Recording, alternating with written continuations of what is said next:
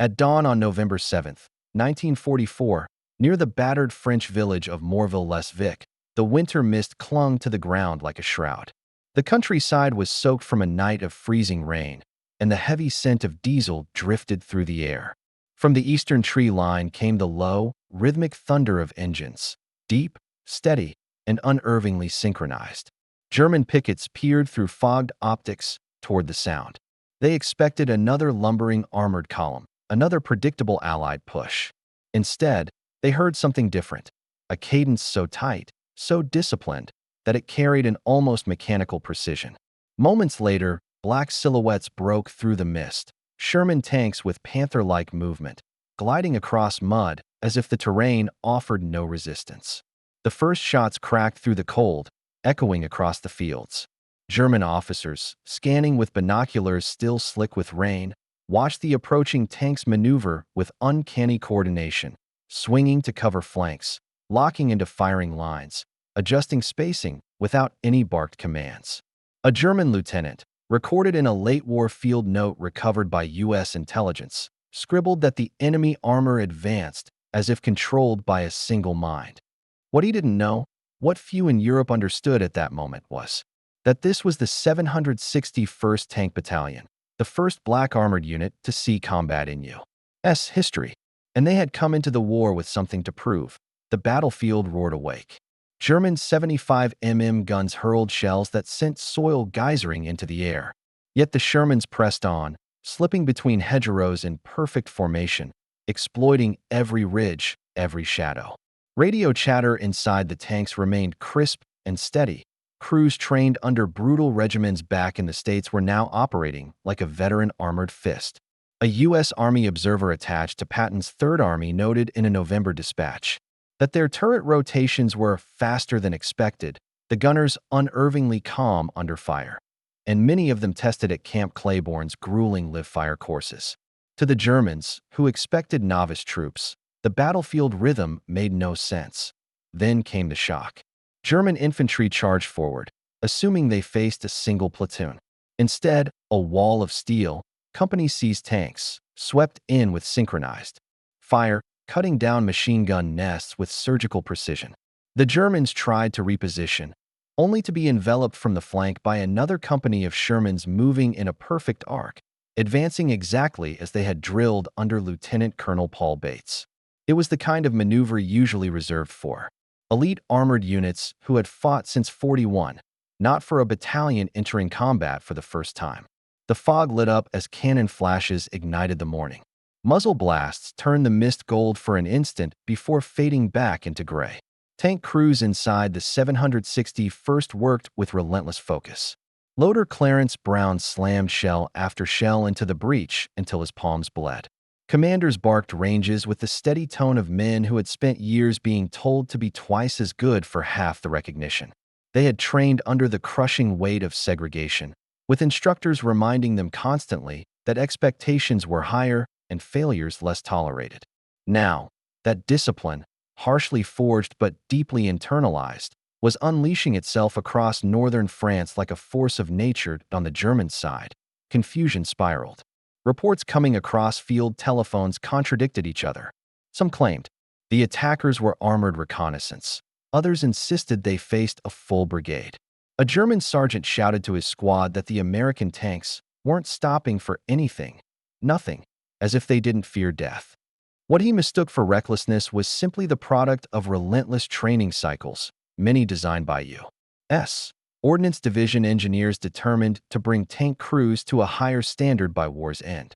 Every gear shift, every turret swing, and every quick decision made by the 761st echoed those months of hard-won discipline behind the first ridgeline. German anti-tank gunners rushed to reposition their Pak-40s, dragging the heavy guns through mud that clung to boots and wheels like cement. Their breath hung in the air as they hauled shells from ammo crates. Just as the first gun locked onto a Sherman silhouette, a burst of .50 caliber fire from a supporting tank tore across their position, sending splinters and earth flying.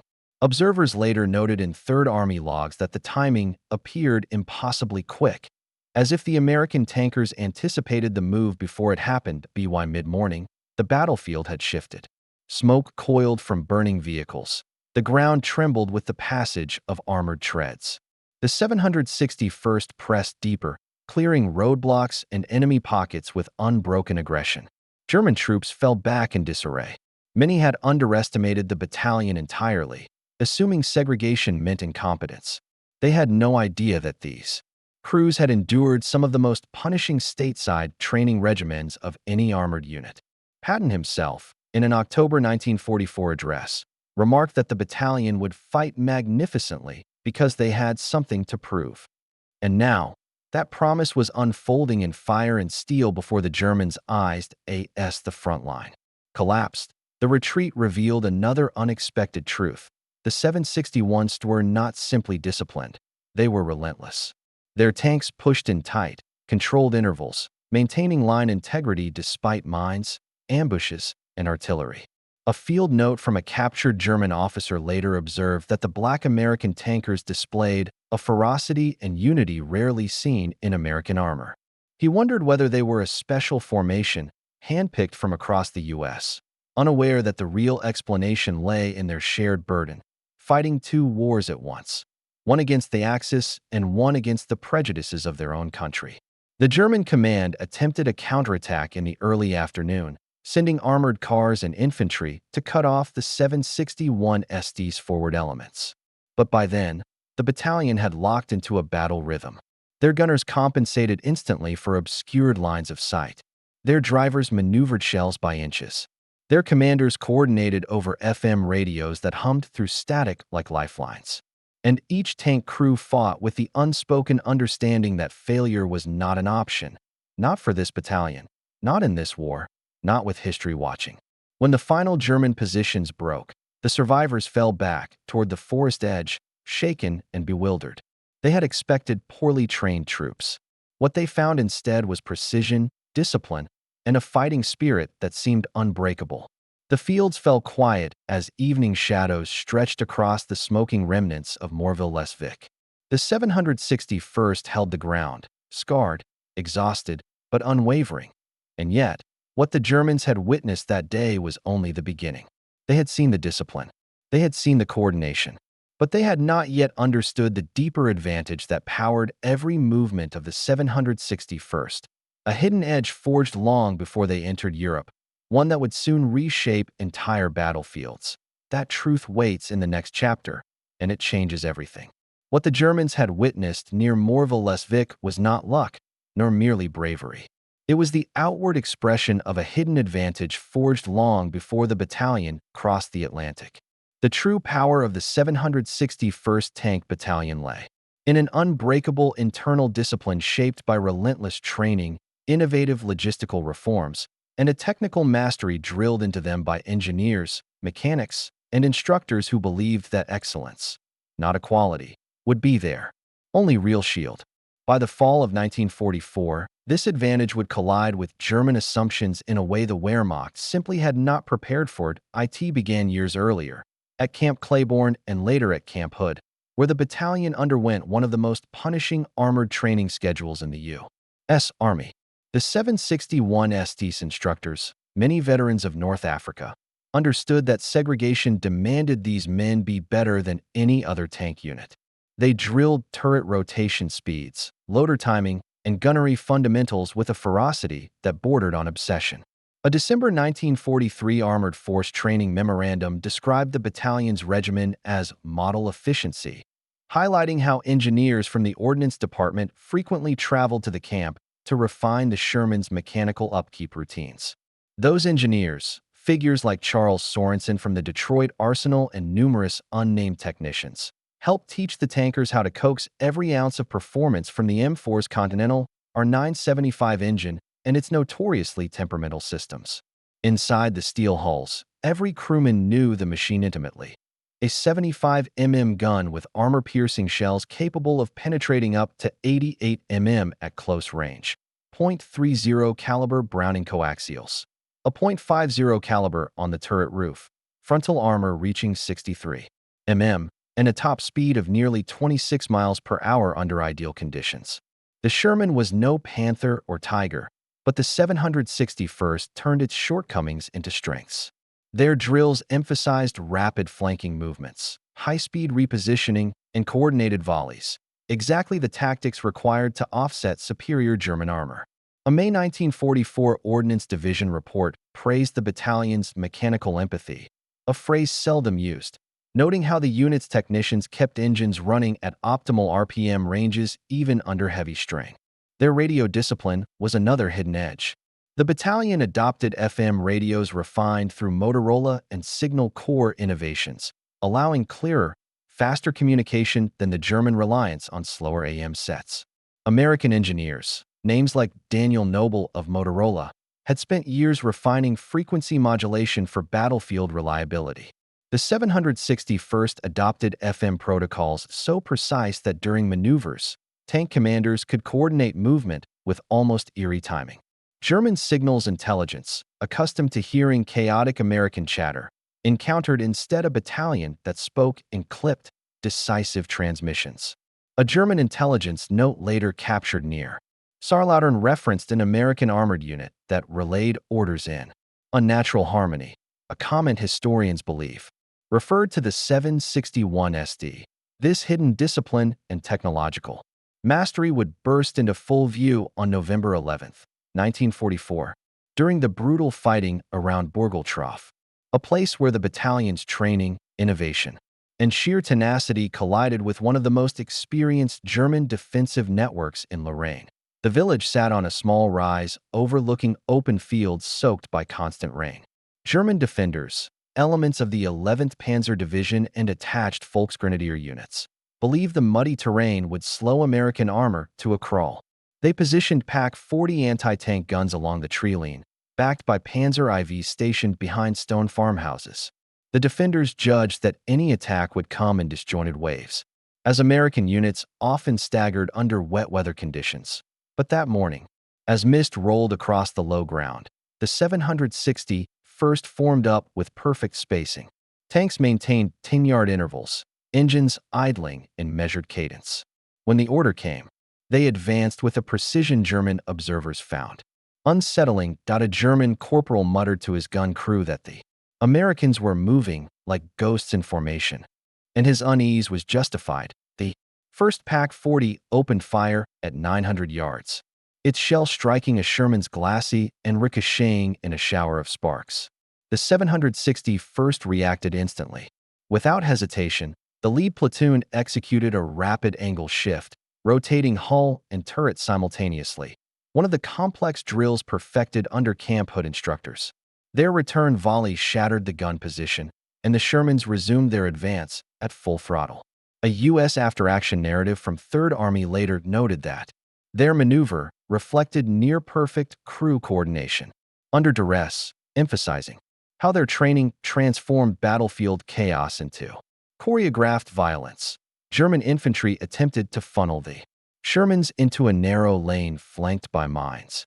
But the battalion's engineers, trained under both African-American and white technicians who specialized in combat engineering, had anticipated the ploy. They swept the lane with cautious precision, allowing the armor to surge forward without catastrophic losses. The defenders responded by unleashing machine gun bursts and Panzerfaust ambushes from the upper floors of stone houses. Flames licked across shattered windows as the battalion's tanks closed in, engines roaring, their tracks ripping through churned mud. Inside the village, fighting became savage and intimate. The thunder of the Shermans echoed between the walls as gunners fired at ranges as close as 40 yards. A German Panzer IV emerged from a barn, its 75mm gun swiveling toward the nearest American tank. But the 761st crew reacted faster. Their gunner, relying on the instinctive timing drilled into him by endless live-fire runs, fired a single shot into the Panzer's lower hull, sending smoke pouring out of its hatches. The tank's burning silhouette illuminated the fog-choked air. Reports from captured Germans reflected shock. One interrogation summary from November 13 stated that the Black American tankers pressed forward with unyielding aggression, ignoring fire that would have stalled other American units. The prisoners spoke of tanks that did not pause, did not stagger, did not break formation. leaving them convinced they had faced a hardened elite by afternoon. Bourgaltroff was a wreck of shattered masonry, cratered streets, and smoldering hulks. The battalion paid a price in damaged and destroyed tanks, but what mattered was the momentum. They had shattered a German defense manned by veterans who believed they had mastered the art of stopping American armor. Instead, they encountered a battalion whose cohesion, discipline, and technical skill had turned the Sherman, often derided as inferior, into a ruthless offensive instrument. What the Germans still didn't know was that the 761's edge extended far beyond tactical skill. It reached into their psychology, their unity, and their purpose. And in the coming weeks, this deeper force would shape entire battles, shift morale on both sides, and alter the psychological landscape of the front. That transformation, strategic, emotional, and lasting, was only beginning to unfold in the weeks that followed the fight for Bourgaltroff. The impact of the 761st Tank Battalion rippled far beyond the smoking ruins of the Lorraine villages. Their advance became a relentless march through freezing winds, sodden fields, and networks of German defenses that had broken larger, more experienced units. Yet the battalion pressed forward with a cohesion that startled commanders on both sides. Third Army logs from late November recorded that the Black tankers demonstrated uncommon endurance, a phrase rarely granted in official reports of the era. Their discipline, so carefully forged through years of harsh training and constant scrutiny, had transformed into a strategic weapon, allowing them to sustain operations during periods when other formations faltered under fatigue. German psychological reactions began appearing in intelligence summaries. Prisoners spoke of a new American armored force, whose tank crews advanced with disquieting resolve. An officer from the 11th Panzer Division admitted under interrogation that his men felt hunted by the battalion, describing the tanks as always moving, always coordinated, always coming from the flank. His words reflected a growing despair among German units stretched thin across the collapsing Western Front. Those soldiers expected disorganization from American armored battalions, not the chilling precision displayed by a segregated unit thrust into one of the war's most brutal theaters, behind the lines. The battalion's mechanics and technicians, many trained by engineers from the Detroit Arsenal and Ordnance Department, worked through nights illuminated only by dim lanterns and the glow of cutting torches. They patched shattered armor plates, coaxed damaged engines back to life, and improvised repairs with parts scavenged from wrecks abandoned in ditches. A December 1944 maintenance report praised their ingenuity, noting how their field modifications to the Sherman's suspension reduced breakdowns on frozen terrain. These quiet workers, often overlooked by official narratives, sustained the battalion's fighting edge as effectively as any gunner on the line. For the tank crews, the psychological toll was immense. Snow and sleet lashed against open hatches. Crewmen fought for hours without rest, the smell of cordite thick inside the turrets. Yet the unity of the battalion, born from shared training hardships and the shared knowledge of fighting for a nation that still questioned their worth, held them together. A post-war Army social analysis observed that segregated units often developed intense intra-unit cohesion, a dynamic especially pronounced in the 761st. They carried forward not just discipline, but a collective will honed under pressure that would have crushed lesser groups as the Allies pushed toward the Saar. Their advantage became not merely tactical but strategic. German commanders struggled to predict the battalion's maneuvers because the 761st executed armored doctrine with rare consistency. Their advances aligned perfectly with infantry support, and their rapid exploitation of breakthroughs allowed Third Army planners to maneuver with newfound confidence. A December operations briefing credited the battalion's timely flanking actions with preventing a German counterattack from regaining key road networks south of Metz. These victories were not dramatic armored duels, but the slow, grinding application of discipline, treads turning, radios buzzing, engines growling through icy dawns. This growing influence reached a critical point during the winter battles of late 1944, when the German army launched its final great offensive through the Ardennes. As the lines buckled under the assault, Units like the 761st were thrust into positions designed to hold the flank of the collapsing front. Their arrival near Morville during this tense period brought a surge of confidence to American infantry who knew the battalion's reputation. One rifleman later recalled in a veteran's oral history that seeing the black tankers roll forward felt like seeing the whole weight of the war shift back in our favor. Meanwhile, German morale frayed further. Reports intercepted by U.S. intelligence described officers urging their men to avoid direct confrontation with the American tanks, citing the battalion's aggressive and precise fighting style. These documents reflected a deeper psychological break. The Wehrmacht, once proud of its armored supremacy, now faced a unit whose discipline neutralized German tactical advantages. The Germans found themselves fighting an enemy who defied their assumptions, not simply in race, but in capability, resilience, and mechanical mastery. The human cost of this relentless advance was profound. Crews lost friends whose names later appeared in casualty lists typed on rain-smudged paper. Tanks burned on frozen roadsides, their steel frames twisted by explosions. Yet the battalion continued forward, driven by a sense of purpose intensified by the knowledge that their performance challenged long-standing prejudices within their own army. A wartime morale study from the Army Service Forces noted that segregated units often fought with the burden of dual expectations, something the 761st transformed into unwavering determination. As winter deepened, Allied commanders increasingly relied on the battalion to spearhead attacks requiring both precision and endurance. Their discipline allowed them to execute complex maneuvers over treacherous ground and maintain operational tempo despite shortages of fuel and spare parts.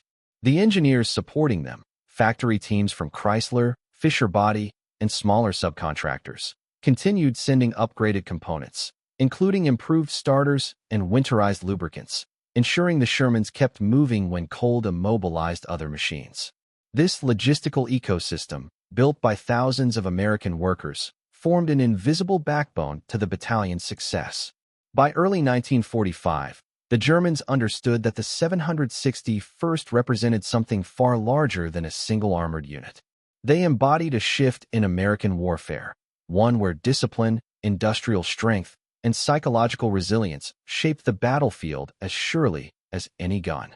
When German units retreated across the Rhine, soldiers spoke of the battalion with a mix of fear and respect, recalling the sight of Shermans advancing through fire and sleet with unwavering cohesion. Their testimony appeared in post-war interrogations, where analysts noted that the 761st had suppressed enemy confidence in halting American armored momentum. The legacy of the battalion endured long after the guns fell silent. Their performance influenced post-war doctrine emphasizing combined arms coordination, disciplined radio communication, and rapid exploitation, all hallmarks of modern armored warfare seen in conflicts from the Gulf War to contemporary mechanized operations. Engineers studying the battalion's field modifications incorporated some of their practices into later tank designs, proving that innovation often emerged from those fighting at the edge of necessity. Yet the most lasting impact was psychological. Veterans carried home the memory of a unit whose discipline and courage defied stereotypes, reshaping perceptions across the military. Their story became a quiet testament to the truth that excellence is not bound by prejudice, and that courage under fire, when forged through unity and purpose, can alter the course of history. A veteran, reflecting decades later, said of the battalion, "They didn't just fight the enemy. They fought the world's expectations and won." As the war faded into memory, the legacy of the 761st Tank Battalion settled into history like the last embers of a long-burning fire, glowing, undeniable, unforgetting. In their triumph lay a reminder for all generations that discipline, unity, and resolve can break any barrier, even those built long before the battle begins. Like, share, and subscribe for more World War II stories.